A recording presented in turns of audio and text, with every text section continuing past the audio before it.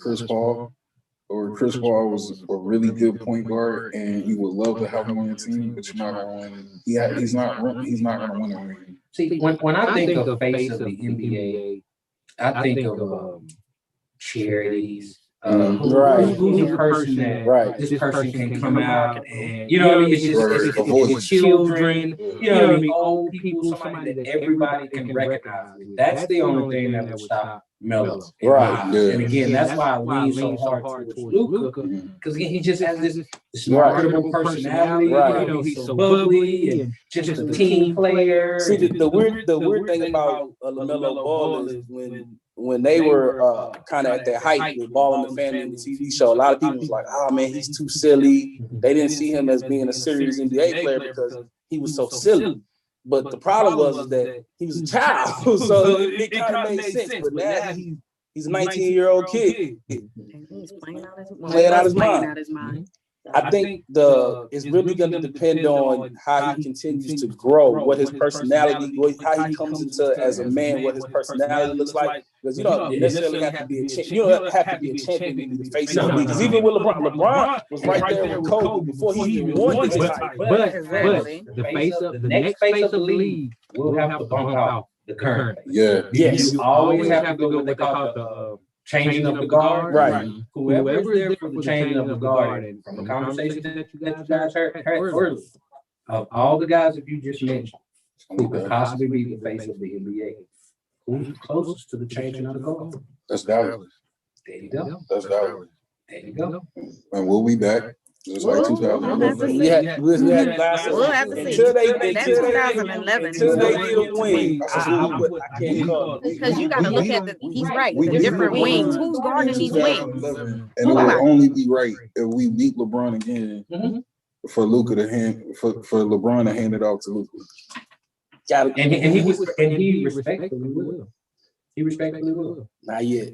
I don't see it happening. Right. The face will come when LeBron retires. When he retires, that's how it's gonna be. Well, it's not gonna be. That's how I see it. Yes and no, because you really can't call it. You don't know. It could be a situation where the title gets handed off when he leaves, or it's a situation where, let's just say I'm just using them as an example. Let's say Boston makes it to the finals, and then whether it's Jaylen Brown or it's Jason Tatum, one of them actually goes head to head, right, and they take that championship. Then that's the change of the guard if you're going head to head to LeBron. But I think he'll go out on top. But it's the consistency, because like you said, if they meet. Let's say Brown goes off MVP of the finals. Right. Next year, he's a great, wonderful player. You gotta keep doing this to be face. That's right. Yeah, we put the stocking, but how long has LeBron been doing this? Was 18, 19 You know what I mean? How long did Kobe do it? You know, 20 years. How long did Jordan do it? 20 years. So again, it's not necessarily just getting that ring to right. go with it, having that personality. Right. It's the consistency and longevity. Right. But Luke, I, as far as all the players go, that much I can agree. I think Luka is the most marketable of the younger generation. Yes, he's by far the most marketable out of all of them. It's not even close. This is what I have to see. I don't know about you, Quinn. Yeah. Chris Middleton to Dallas. Yes, You want that. Milwaukee would make that trade for several reasons. I'm sorry. No. You have a laptop. It works like mathematically. We're not talking about mathematics. Just no. I think Dallas can do better than that. I think you're supposed to be a low-key Milwaukee fan. It sounds like you're doing them a service. They can't afford nobody. Right. Porzingis and Giannis, I think is a championship squad. No.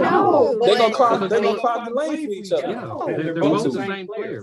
Right. Older and one's better. Are you trying to make Dallas better or Milwaukee? I'm confused over here. I think Milwaukee's championship window closed this season. Yes. Like in the middle of the season. So I don't see no problem with them taking KP, and he's not going to play. I know for a fact he's not going to play for 20 games. So why would they make that move? Knowing what everybody knows. This guy is not healthy. Okay, like I said, it's availability.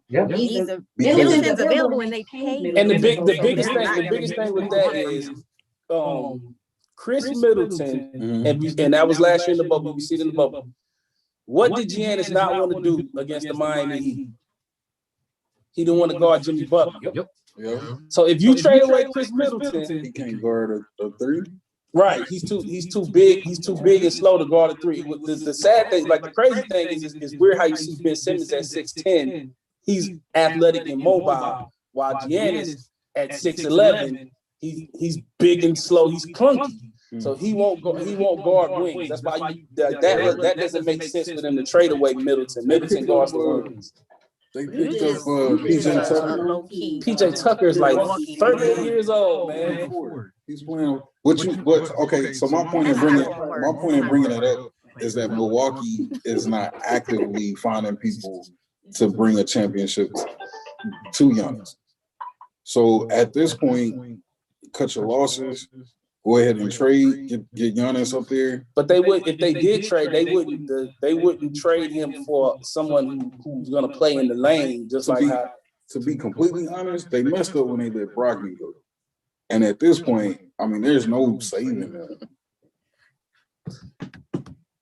I don't know. So give us Middleton So now you want another team to do y'all a favor. Right. Yes. Right. Yes. Right. That's not gonna happen. Right. I don't see KP making either team better. So if y'all looking to move him, y'all better you can keep the big thing is you can keep KP because he can be useful in the West. He is a big body. He can get you buckets if you need him to for 20 games. That's okay. The thing is he's not the important piece for the Mavs in the West. As you see, even with there are a lot of good big men in the West, but none of the big men in the West are like, they're not changing it to where you got to fear those teams. Like even with the Joker, the Lakers didn't fear Joker last year. It was like, okay, whatever. Now Joker did kill the Clippers.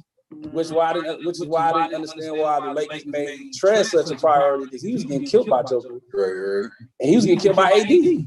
So that's the weird dynamic with that. But it doesn't that trade. I don't see that trade going through, or I don't see Milwaukee making that trade because the players are too similar, and then you putting Giannis in a position that he doesn't want to be. He doesn't want to have to guard the wing position at his size.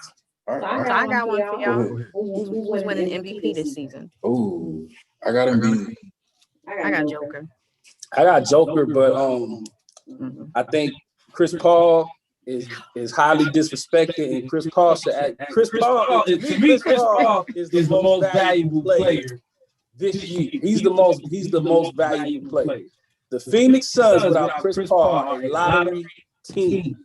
They are not top 2 in the West without Chris Paul. I agree with you on that, but we know that's not I agree with you. They would not be a team.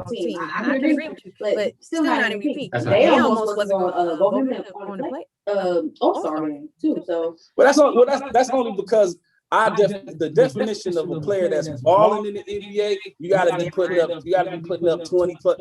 Chris Paul don't have to. Like, that's why you have to separate your MVP versus what you're talking about.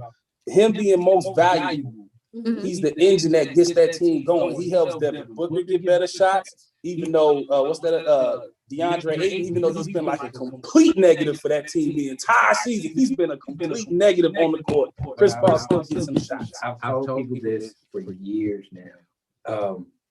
It's not an MVP for the best player on your team. It's the best player in the NBA. Who has the most value at this moment to the NBA?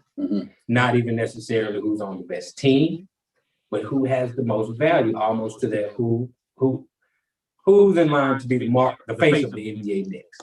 Because again, we all know for the last maybe couple of years, 3 or 4 years, that LeBron James was hands down the MVP of the league.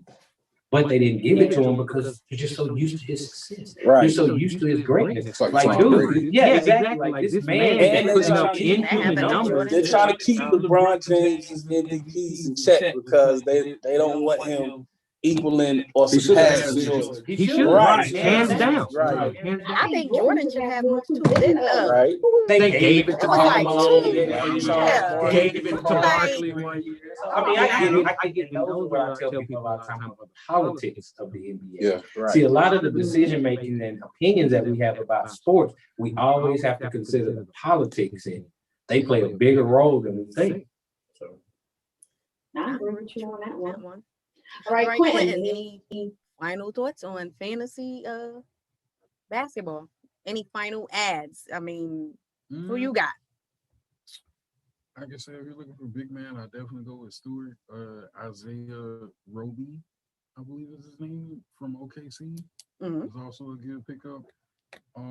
At this point, you want to leave all veterans. If you're not on a winning team, leave the veterans on the waiver wire. You want to go all rookies. These teams are tanking, so they're gonna let the rookies have at it.